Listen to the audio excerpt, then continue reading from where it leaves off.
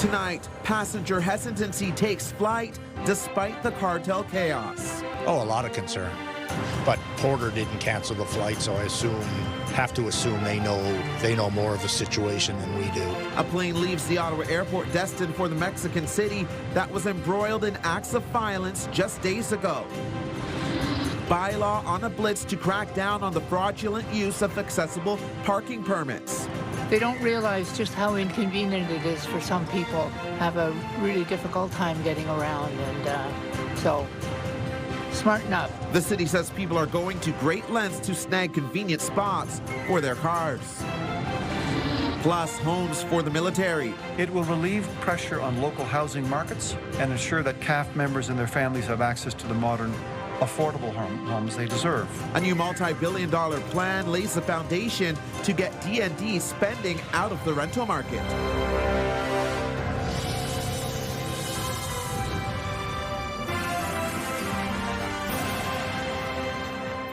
Good evening. Patricia is away this week. We begin tonight with the latest situation in Mexico. Canadian flights are once again taking off to Puerto Vallarta just days after the popular tourist region was swept up in a wave of violence. But some travelers heading to the area are expressing concern and are being urged to exercise a high degree of caution. CTV's Tyler Fleming spent the day at the Ottawa airport where a flight to Puerto Vallarta took off this morning. Tyler. Yeah, Stefan, those heading out today, worried or not, were getting on the plane. But as March break approaches, Mexico-bound travelers may be wary. Experts say right now it's important to pay attention and be prepared. Tom and Linda are on their way to Puerto Vallarta, their first time traveling to Mexico. Oh, a lot of concern. But Porter didn't cancel the flight. In fact, all Canadian airlines have resumed service to the area after the situation appeared to stabilize following recent cartel violence. The government of Canada, they had a level 3 warning out originally, but that's been rescinded now. So we're going to a resort, so it should be self-enclosed, so hopefully we'll feel a little more secure. The couple are meeting family who've been there for weeks. We talked to them and they said the last couple of days everything's been good. On Sunday, Mexican authorities killed a cartel drug lord.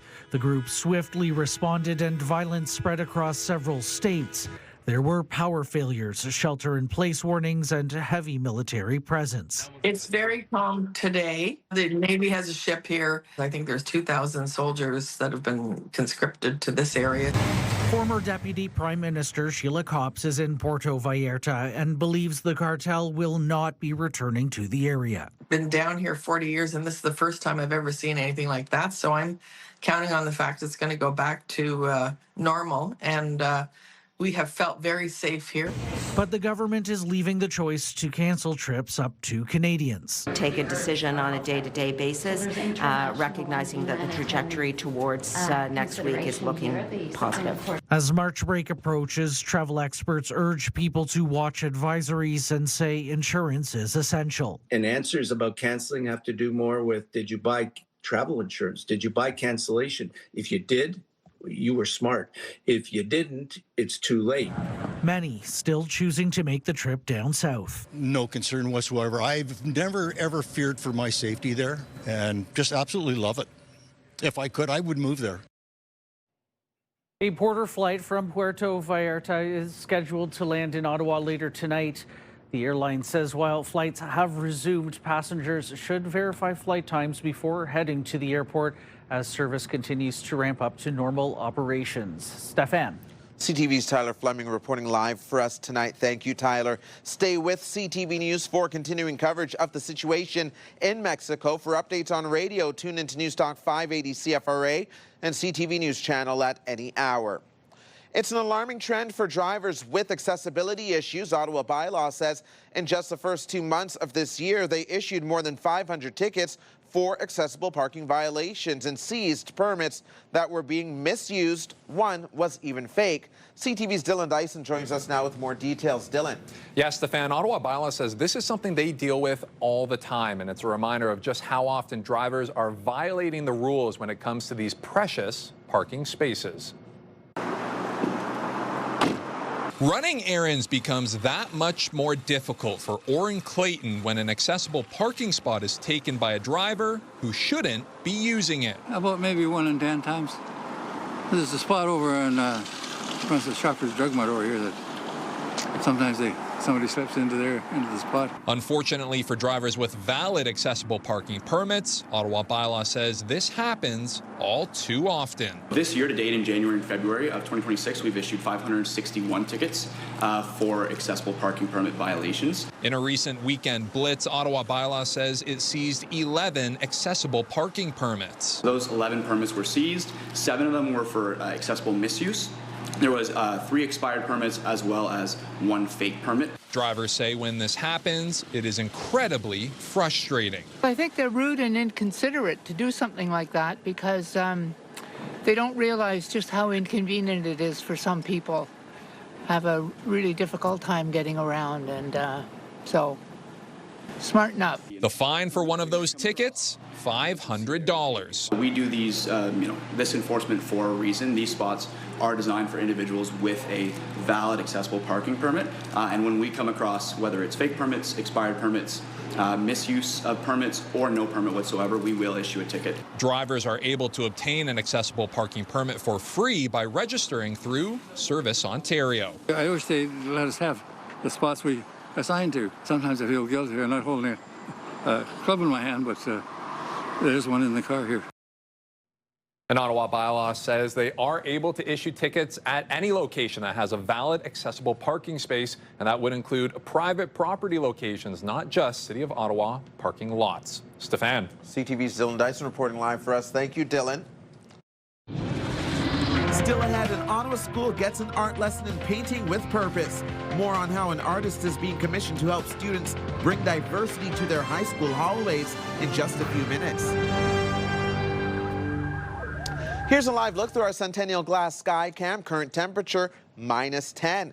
And now for a first check on the weather forecast. And there is some snow in tomorrow's forecast. Here's Jackie Paris. Yes, Stefan, sorry to be the bearer of bad news, but we are, after these cold temperatures that we got today, we are anticipating some snowfall between 5 to 10 centimeters. But the good news, if there is any, that we are warming up to temperatures closer to the freezing mark. Right now, temperatures across the region sitting between -8, -10 degrees. Brockville sitting around -12. Clear skies for the most part, but Petawawa, parts of the valley, could already start to see that light snow moving through, and it will steadily move through.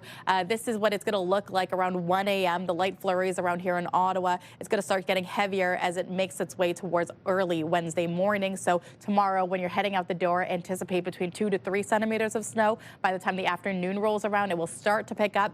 We will likely see this clear by Wednesday evening. This has prompted, though, a special weather statement for parts of Ontario. So again, snowfall between 5 to 10 centimeters. A lot of this happening in the overnight hours, but the light flurries lingering for most of our Wednesday. Temperature-wise, though, yes, we are seeing temperatures start to warm up. The coldest parts of the day will be in the morning, -10 degrees to kick things off, but it is going to warm up around -3 for the evening, and it could get warmer by the time we roll into Thursday. We'll have a closer look at your forecast in just a bit. Stefan. Thank you, Jackie. Ottawa police are investigating the discovery of human remains found not far from the home of a man who has been missing since 2019. The remains were discovered near Rideau Road and Albion Road in early November 2025. That's near Corey Baldwin's home in Greeley, which is where he was last seen in April of 2019. Police believe he was murdered and in December offered a $75,000 reward for information leading to an arrest in the case. Police say there is no confirmation the remains are Baldwin's. Investigators are awaiting DNA analysis results.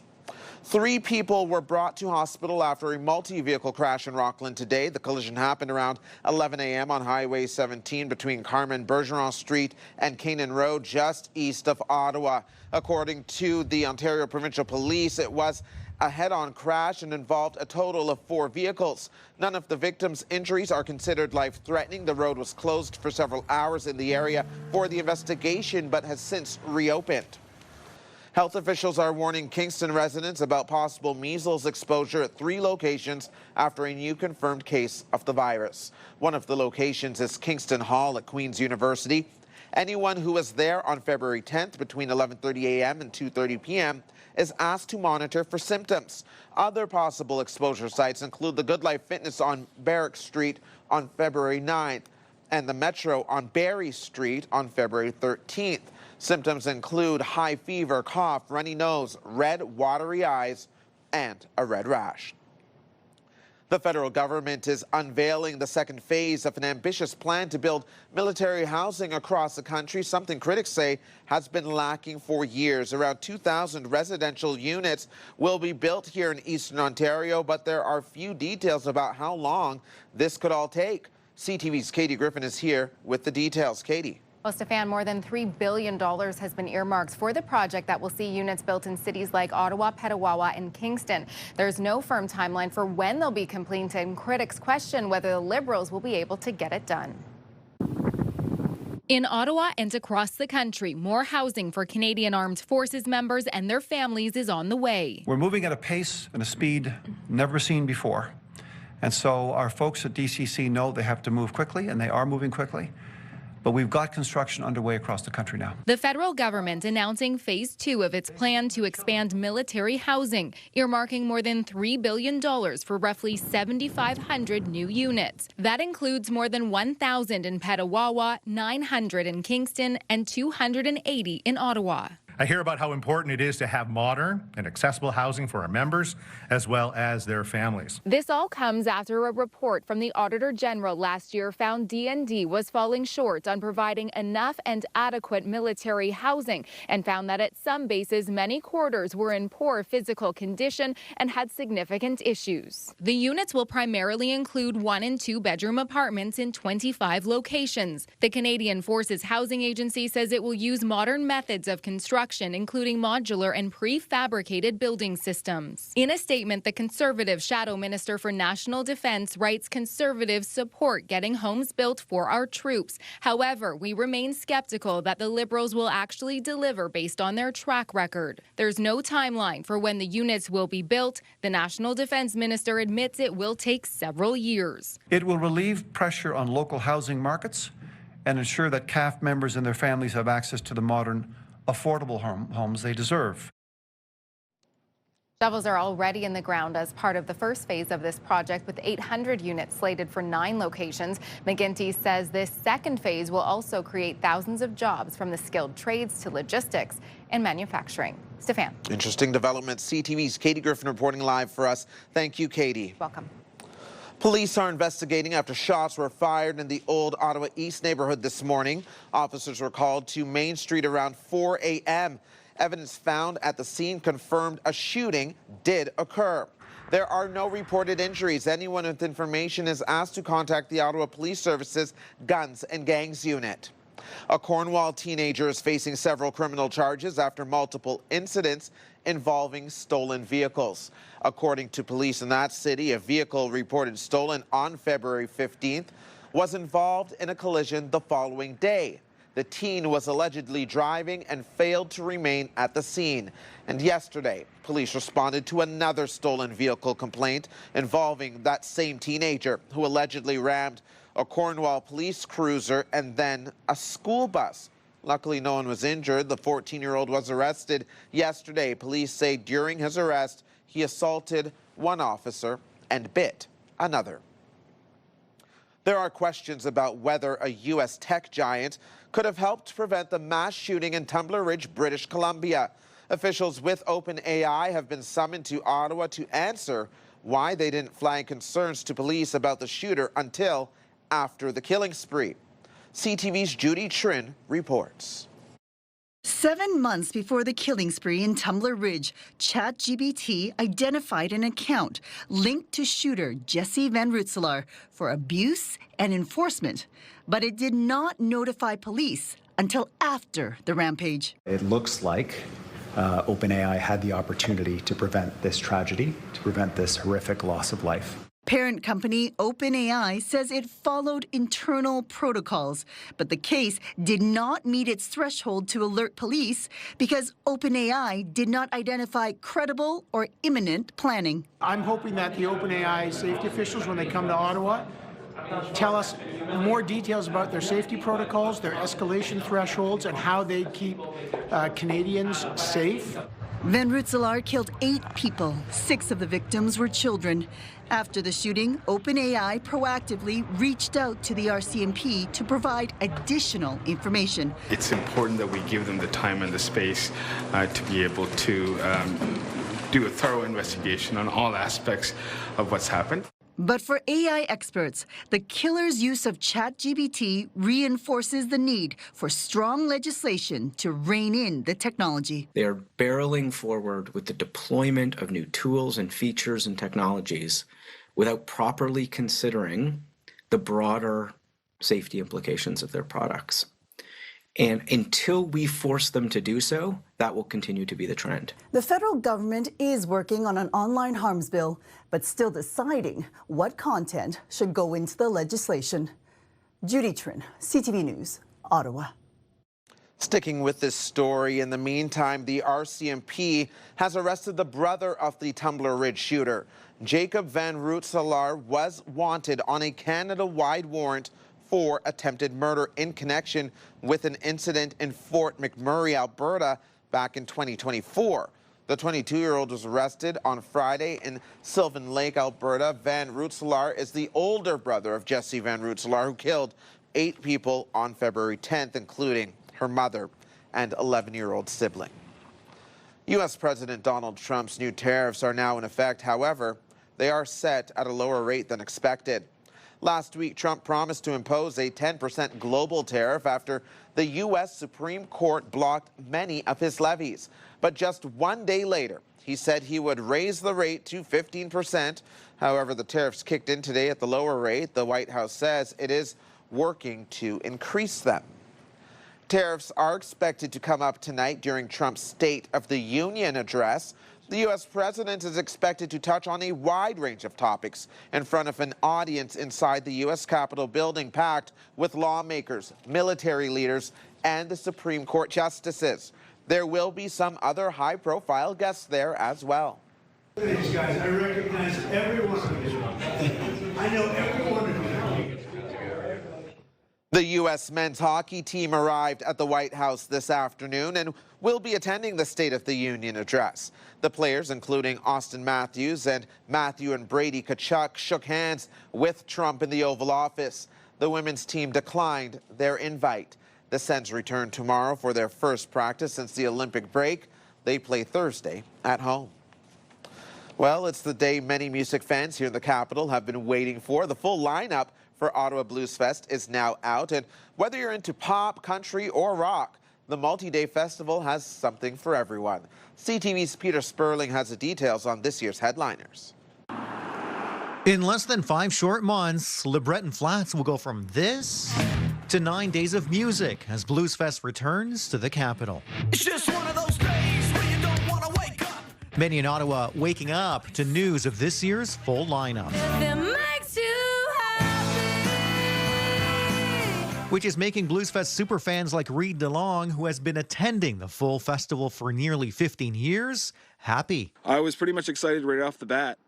So, like, all the lineups in the 9 days, I was, there's a lot on each day that I'm like, oh, gotta see that one, gotta see that one, gotta see that one. From Sheryl Crow to Limp Bizkit, this year's headliners include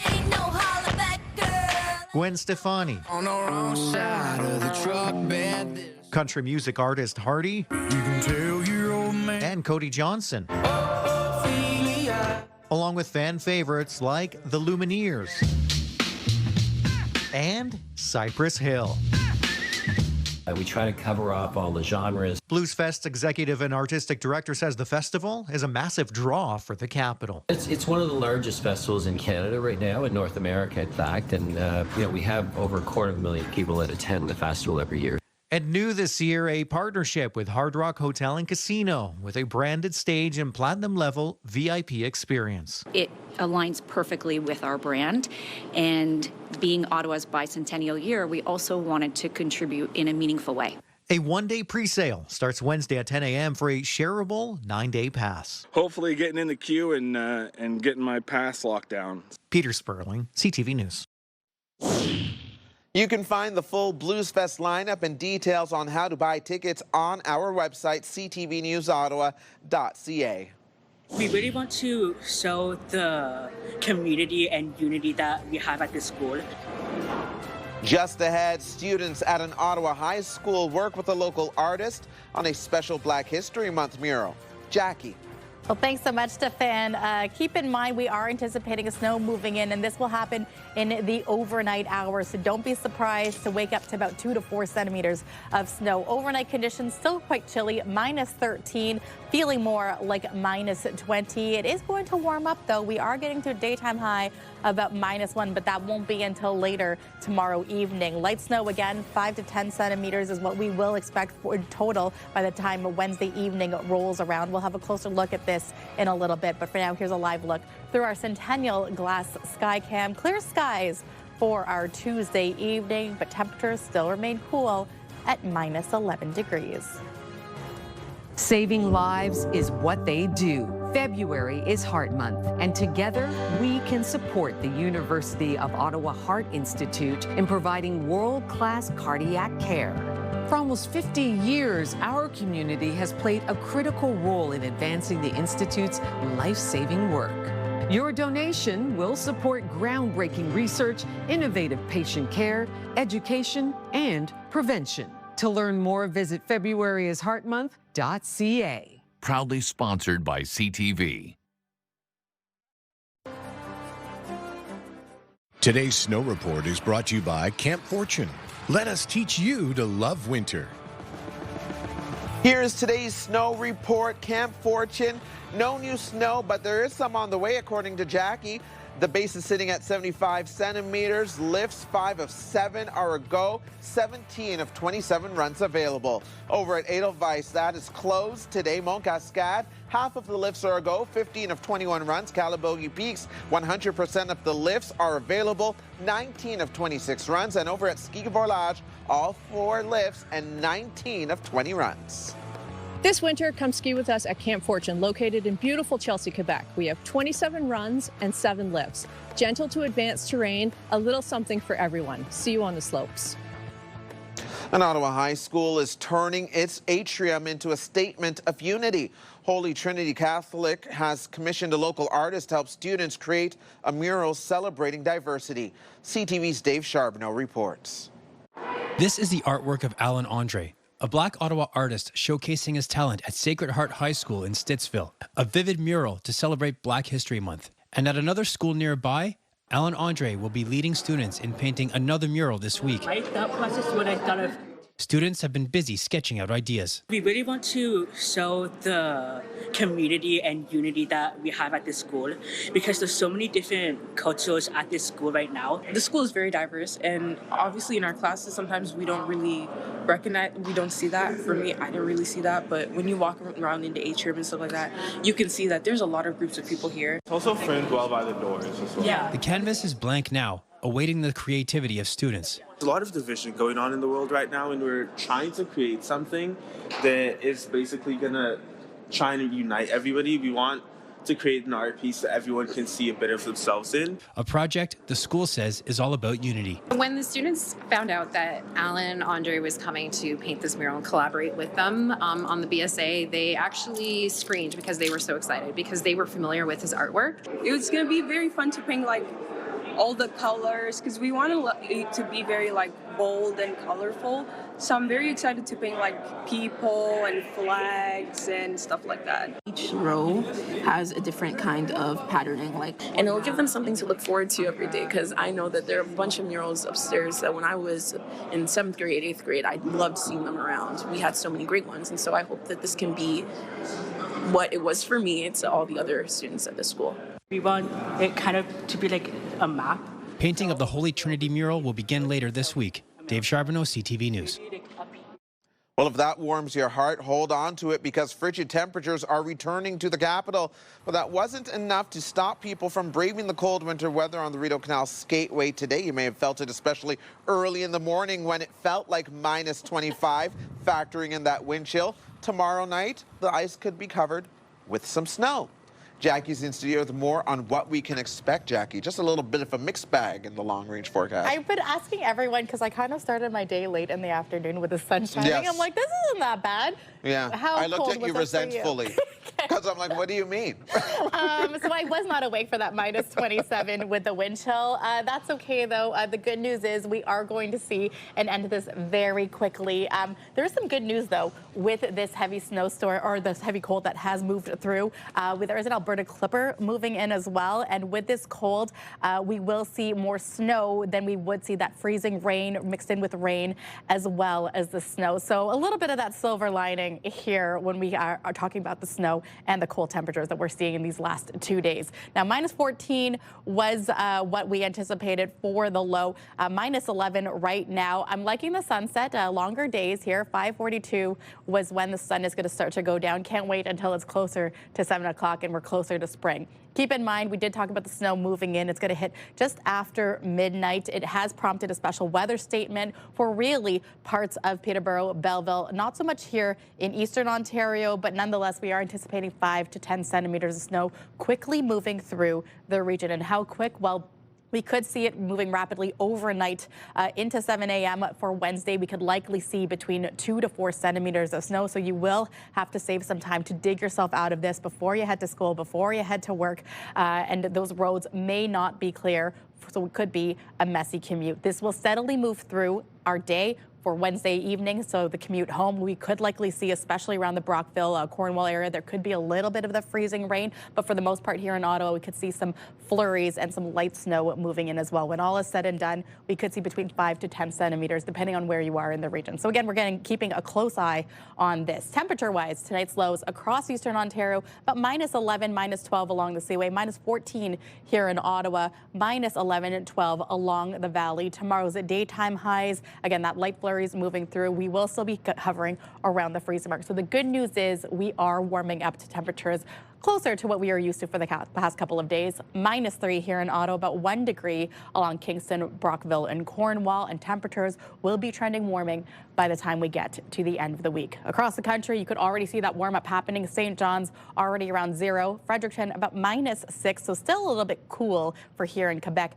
and Ontario, where temperatures sitting between minus 12 and minus 14 between us, as well as Sudbury. Windsor, though, a warm minus 2. Toronto sitting around minus 4. And that cold front still carrying through for our friends in the prairies, where temperatures are averaging between minus 13, minus 15 degrees. Lots of sunshine, though, in prairie land, but Vancouver also sitting in sunshine. 7 degrees is what they are right now. The good news is by the time Thursday rolls around, we are anticipating clearer skies, a little bit of that cloud moving through as well, but for the most part, we could see a break in the snow. Now, the 7-day forecast is brought to you by Davidson Hearing Aid Centers, celebrating over 80 years in family business. So yes, some light snow steadily moving through Wednesday, minus 3 the daytime high. Keep an eye on Friday, Stefan, 2 degrees, mix of sun and cloud. Saturday, there is a chance of some flurries and rain showers. The daytime high is 4 degrees, but then temperatures take a dip back for Sunday and Monday, where minus 9 is the daytime high. Try not to look at Sunday into Monday because minus 19 is that overnight low. But for good news, hopefully the canal stretches for at least another weekend to enjoy. I'm honestly just happy for more daylight. We're going to lean on that. How about that? That's right. Thanks, Jackie. Until the American government puts pressure on Russia rather than on Ukraine, I don't think we're going to see a successful peace deal. Just ahead, how people in Canada and Ukraine are marking 4 years since Russians invaded the country. Tonight, OpenAI summoned to Ottawa. Tell us more details about their safety protocols, their escalation thresholds. Why alerts about the Tumbler Ridge shooter's violent content weren't flagged to police sooner. Later on CTV National News, and watch on Crave. CTV News community and weather anchor Jackie Perez. Weeknights.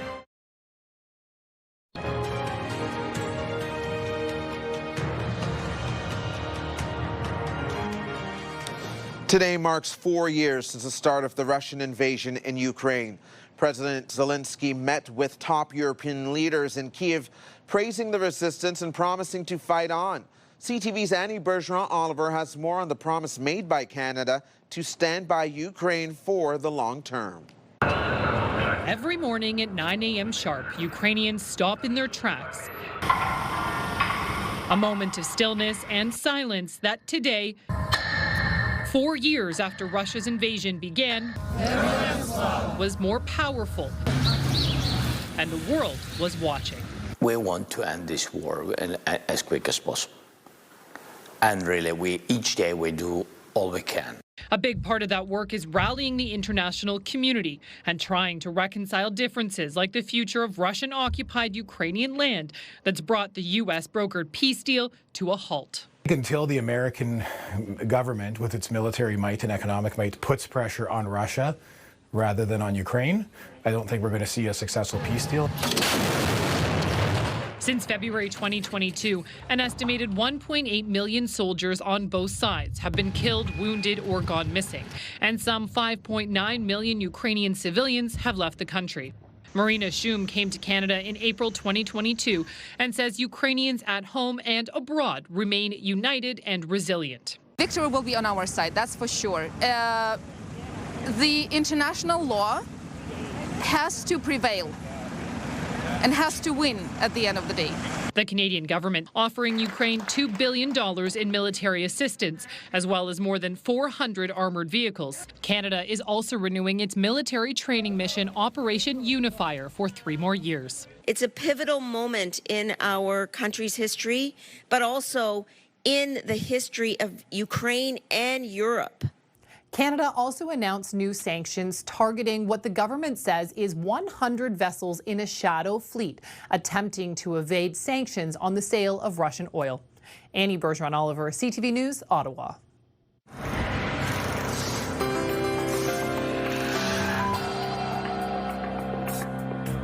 In tonight's Big Picture, the Toronto Zoo is celebrating the birth of an endangered Maasai giraffe. The female calf was born on Sunday morning and was standing within about 30 minutes. Zoo officials say the mother and calf are doing well and are now bonding. They also say the birth took on a greater significance following the unexpected death of the calf's father, Kiko, last month. Now, some other stories you need to know right now. We are getting a look tonight on how much Ottawa's mayor and councillors earned last year. A new report shows 23 councillors made $119,000 in 2025, while the mayor earned a salary of nearly $214,000. Salaries remained fairly steady from 2024. However, the mayor and councillors could receive a raise after this year's municipal election. Last September, councillors directed staff to align pay with other municipalities. But I've made, in no uncertain terms, my expectation clear to the new senior management at Via Rail that this must improve, that customer service, communication with customers must improve. The federal transport minister is calling on Via Rail to improve reliability and customer service. Stephen McKinnon made those comments at a parliamentary committee yesterday. During the second week of February, Via canceled dozens of trips on the Ottawa-Montreal corridor, citing operational constraints. Aguilar on the other side of a great pass, looking for Happy Bullis, stopped on the line! Atletico Ottawa plays their second leg of the CONCACAF Champions Cup tonight in Nashville. They lost the first round to Nashville SC last week in Hamilton. The winner of tonight's game will move on to the round of 16. I'm coming to the cottage. That celebrated line from the popular Crave show, heated rivalry could become a reality for fans who want to visit the cottage. The lakefront Muskoka home is the setting for the show's season finale. Airbnb is opening the 3-bedroom home for bookings starting March 3rd. Guests can book weekend stays through May, priced at about $250 a night. Summer bookings start on June 1st. The price for summer stays has not yet been announced. He wouldn't be the first leader of Parti Québécois to backtrack on referendums and to postpone it forever. It's kind of in their DNA. Coming up, questions swirling in Quebec about a possible referendum. After the Parti Québécois won another by-election, we'll have the latest from Montreal just ahead. Get the latest live local breaking news. Sign up now for our morning and evening CTV News Ottawa newsletter. The best local content from CTV News, Your Morning Ottawa, and News Talk 580 CFRA. Get it all in one place. Sign up now at ctvnewsottawa.ca. The CTV News Ottawa newsletter is brought to you in part by CAA Business.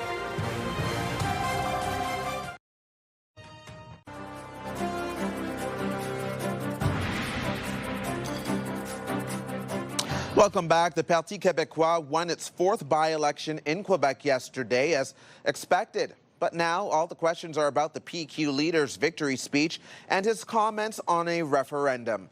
CTV's Matt Grillo has details.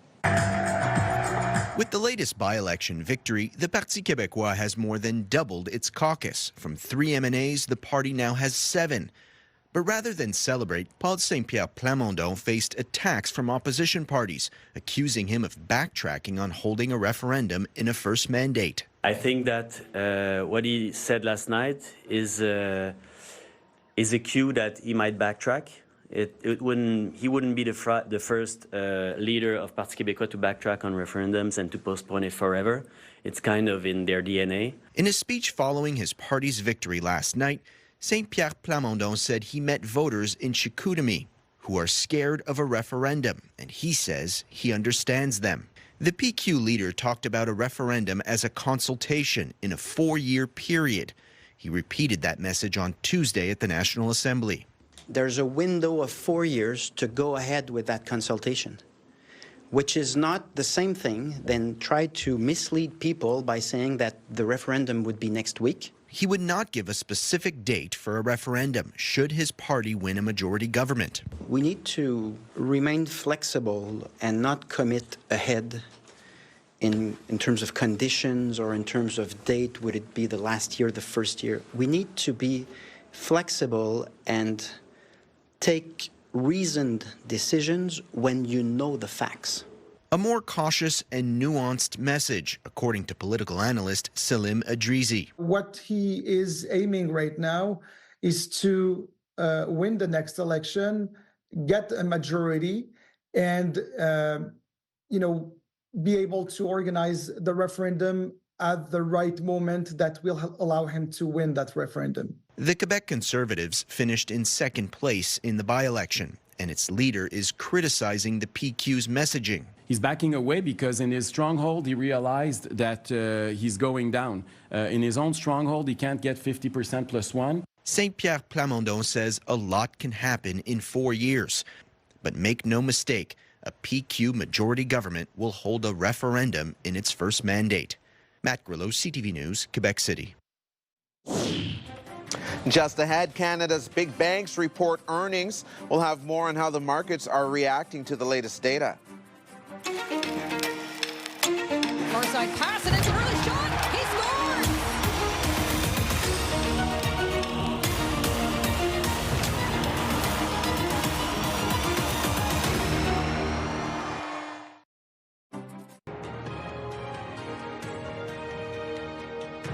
Supporters of the University of Ottawa Heart Institute are helping to light the capital red. Thomas Kavanagh Construction supports the life-saving research and care happening right here in our community. Canada's 5 big banks are reporting this week, and all eyes are on market reaction. BNN Bloomberg's Lindsay Biscaya has more. First up, the Bank of Nova Scotia, which topped estimates on better than expected results. Scotiabank saw earnings growth across all divisions, including domestic banking, wealth management, capital markets, and international divisions. The Toronto-based company has been slashing expenses to improve operations and says earnings growth should accelerate in 2026. Thomson Reuters saw its biggest intraday gain since October of 2008 today. This comes after the company says it reached 1 million professional users on its legal and business AI tool. The Toronto-based company says it's also working with Anthropic's Claude model, as well as OpenAI's ChatGPT and Google's Gemini. And Advanced Micro Devices has secured a second major AI chip supply deal, this time with Meta. AMD says it has agreed to sell up to $60 billion worth of chips to Meta over the next 5 years. In addition, Meta also plans to buy central processors and will also receive warrants to buy 160 million AMD shares. And here are the closing numbers for the day. The Canadian dollar was down 2 cents to end the day. West Texas Intermediate dropped to 66.26. Western Canadian Select was up 11 cents to end the day. And the TSX closed on a new high once again at 33,970. And those are your business headlines. I'm Lindsay Biscaya.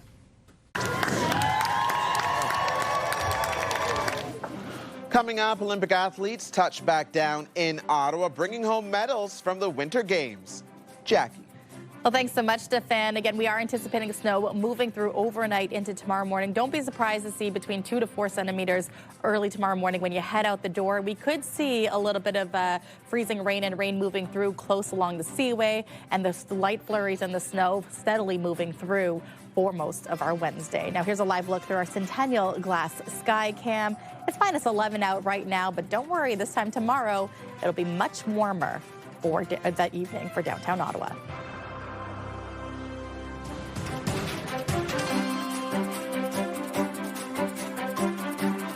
The National Capital Region is jam-packed with incredible experiences you don't want to miss. Hey, I'm Tanea Taylor, your iHeartRadio Weekender, powered by Barhaven Ford.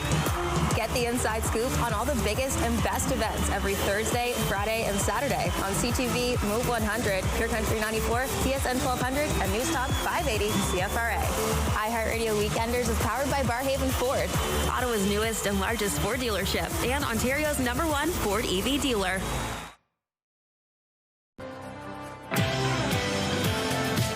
Tomorrow on CTV, Your Morning Ottawa, our Your Neighborhood feature continues. We pay a visit to Irene's Pub in the Glebe. Wake up the right way with Your Morning Ottawa starting at 6. Hairstyles, courtesy of Salon Fiorella. Coming up tonight, starting in just a few minutes, E-Talk begins at 7, The Big Bang Theory at 7:30, Will and Trent at 8, then an episode of Best Medicine at 9, and then back-to-back episodes of The Big Bang Theory beginning at 10. And here's a recap of the top stories we're following right now. It was pretty scary, but yesterday was calm. The 2 nights were calm. The government seems to think everything's in good shape. Flights back up and running to Puerto Vallarta, including from Ottawa after the popular tourist destination was hit by a wave of violence. I think they're rude and inconsiderate to do something like that. Not mincing words there, bylaw officers hand out hefty charges and seize nearly a dozen accessible parking permits for being misused, expired, and even an incident of a fake one.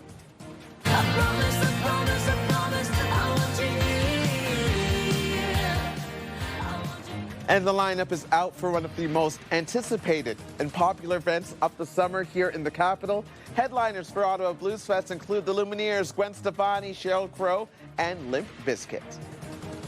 And with a final check on the weather, Jack, you get off the hook for this next week, because now we're just going to have big expectations for the summer music festival called Bluesfest in July. Let's just focus on this and the big lineup, because this week is going to be a roller coaster of weather conditions. So tomorrow, don't be surprised if you're waking up to 2 to 4 centimeters of snow. Allow for some time to clear the driveways, the sidewalks, and bundle up and layer out when you head out the door. It's still going to feel quite chilly. Could feel more like minus 18 when you start the day. Beats this morning, though. I wouldn't know, Stefan does. But Wednesday, minus 3, the daytime high. Thursday, still hovering around minus 4, the chance of flurries lingering as well. But Friday will be drier conditions with a mix of sun and cloud with a daytime high of 2 degrees. I'm just going to put in my order now. I just need sunshine and heat for Gwen Stefani and Shaggy at Ottawa Bluesfest. Okay? No rain. All right. Thank you, Jackie. Finally, for us tonight, some Olympic athletes have returned home to Ottawa. Emma Miskew was the first to arrive at the airport last night. She was greeted by her family and friends. The Ottawa athlete is part of Team Homan, which captured the bronze medal in women's curling. Also arriving late last night were some members of the women's hockey team. Charged players Jocelyn Larocque, Emily Clark, and Brianne Jenner, who won silver. Welcome back. Obviously, you know, that loss will sit with us for a bit. It wasn't what we went there to do. We wanted to win gold, so obviously just feeling that, you know, mix of pride but disappointment too. And anytime you get to put on the Canadian jersey, there's so much pride, there's so much honor, and I feel very grateful that I was able to do that. Lots to process over the next couple of days, some sleep to catch up on, but obviously we have an exciting stretch here with the Charge, and I'm really excited to get reunited with my teammates. I know they've been working hard over this break, and yeah, I just can't wait for us all to get back on the ice together. The Ottawa Charge return to action this Saturday. They're hosting the Boston Fleet at TD Place at 2 p.m. Congrats to them. Absolutely. Made the country proud. They did, and I hear they might be doing a little bit of an honor special ceremony at the game on Saturday. Oh, that's a reason to go. There Thanks you for go. the big tip, Jackie. That's CTV News for this Tuesday. CTV News continues online anytime with our digital team keeping you up to date. Thanks for watching, everyone. Have a wonderful night.